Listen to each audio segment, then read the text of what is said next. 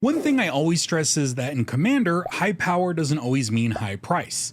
What would you say to a deck that's about $40, it's low bracket, but still incredibly powerful? Well, in this video, I'll break down such an EDH deck with Kuja Genome Sorcerer at the helm. It'll make black mages, it'll machine gun spells, and I won't at all confuse Kuja for the Stephen King book Cujo about that dog that goes like crazy or something. I don't know, my step uncle had a dog that was chained up in his yard and it went by Cujo and it like bit one of my cousins. It was a whole nasty thing. What was I talking about? Kuja Genome Sorcerer is a 4 mana value Rakdos commander. It's a 3/4 legendary human mutant wizard. At the beginning of your end step, create a tapped 0/1 black wizard creature token with, whenever you cast a non-creature spell, this token deals 1 damage to each opponent. Then if you control 4 or more wizards, transform Kuja. On the flip side, Kuja becomes Trans Kuja, Fate Defied, a 4/6 avatar wizard with, if a wizard you control would deal damage to a permanent or player, it doubles that damage instead. So in this deck, we'll use lots of those new Final Fantasy cards that make more of those little black mages, and a bunch of cantrip spells to go for the win. And for those who don't know, cantrips are essentially like meaningless spells, but they are very inexpensive and replace themselves with another card. The idea here will be that these spells will draw into more cantrips, all the while triggering multiple black mage effects that may or may not get doubled by Kuja or other damage increasing effects. I'm going to start identifying the goal of my decks, as sometimes people think my fun deck should be competitive and vice versa. I will state up front that 99% of the time the goal of my decks are not to win the game. Winning is fine, sure, but I enjoy doing things in Magic. For instance, the goal of this deck is to cast a ton of cheap spells that will replace themselves and trigger damage dealing effects from your pseudo army of little Muppets. This is a bracket 2 deck, though I think it could probably play up to 3 with some alternatives and an upgrade to the mana base. For power level, I think this hovers around a 7. It is explosive and it's kind of a glass cannon. Sometimes it'll play more like a 6, sometimes more like an 8. The deck currently costs about $45. The full deck list will be in the description below, as well as some affiliate links and a direct link to my Patreon if you want to support the channel even further. Additionally, look out for this symbol. It means that the card there can be swapped into that section as either a budget upgrade or a slight gameplay difference. Without further ado, this is Mago Obscuro.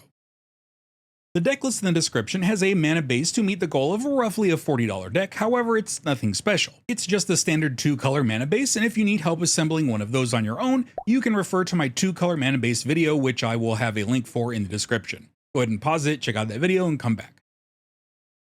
However, there are a few utility lands that I would recommend. Pajuka Bog and Mortuary Mire can help control opponents' graveyards and put a wizard or wizard synergy card back on the top of your deck.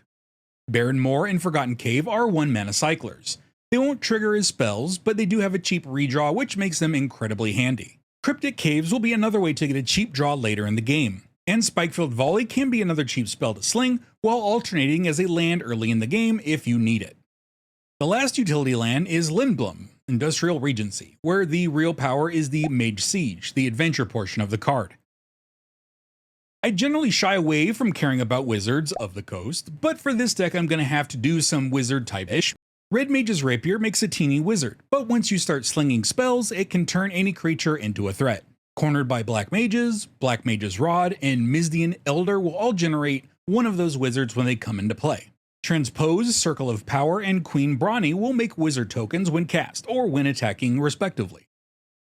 I only run 4 interaction spells, but that's because you will be absolutely churning through your deck, so you should find something to interact with all the draw that you'll be doing. I run Feed the Swarm, Infernal Grasp, Lightning Bolt, and Terminate. These are mostly personal choices as well as budget concerns. If you have more of the expensive stuff, feel free to replace any of these. This is kind of a wild card section. The ramp is standard but minimal. We have a low mana curve, so we don't need a ton of ramp, and that means the ramp we do have can be of higher quality. We run a couple of 1-mana ramp in Soul Ring and Dark Ritual, then follow up with 6 2-mana value rocks in Arcane Signet, Rakdos Signet, Talisman of Indulgence, Felwar Stone, Mind Stone, and Overflowing Chalice.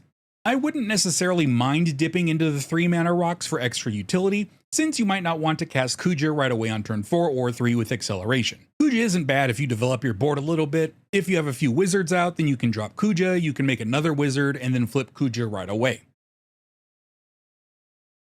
And And while I have you here, have you figured out the common theme in all the section backgrounds? Each video I try to tie together art that have a common theme relating to the commander or the deck. Let me know in the comments if you figured this one out.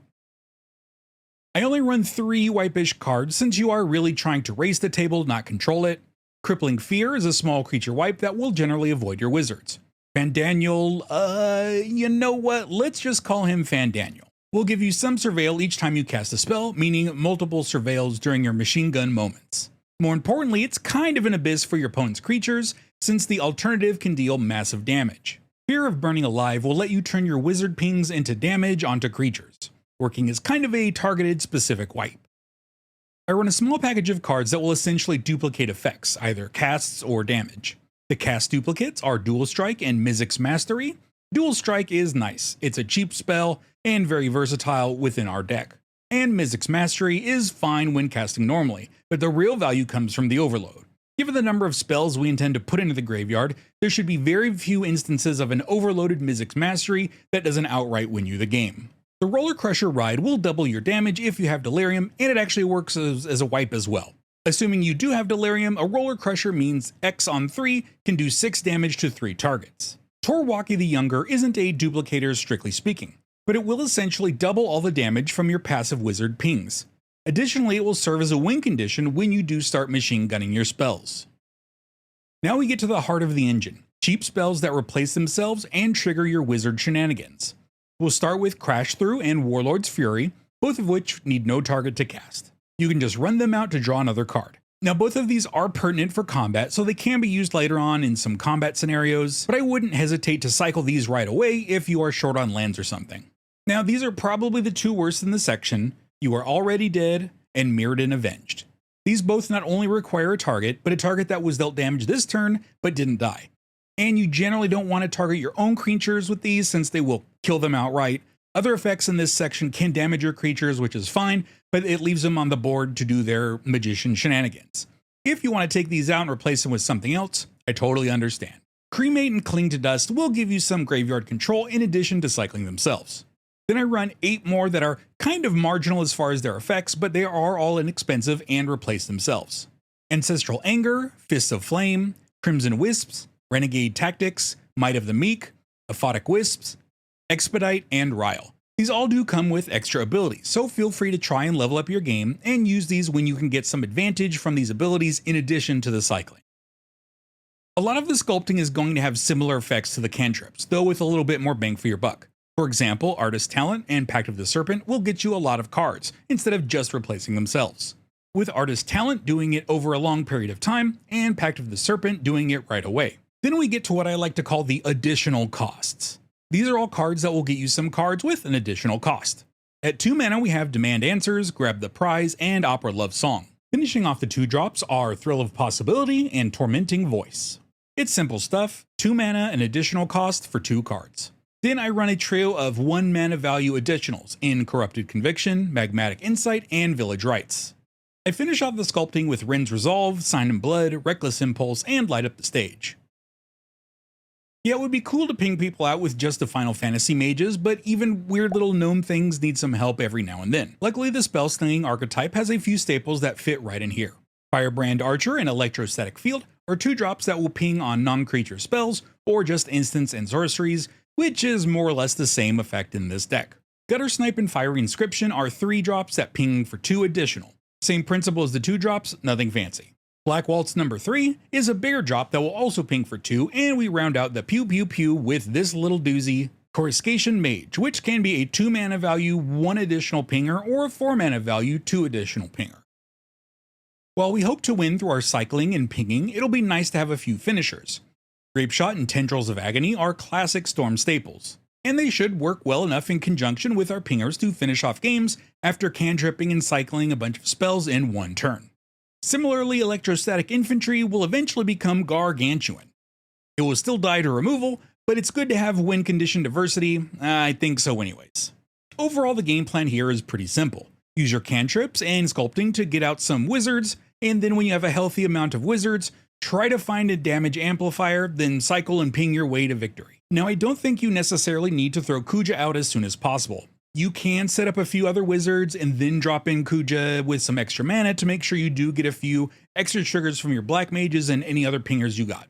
If you enjoyed this video, feel free to subscribe to the channel for more like it. If you want to see more pinging action, check out this Ob Nixilis Captive Kingpin deck, with a similar feel but different mechanics. Thank you for watching, and I will see you around.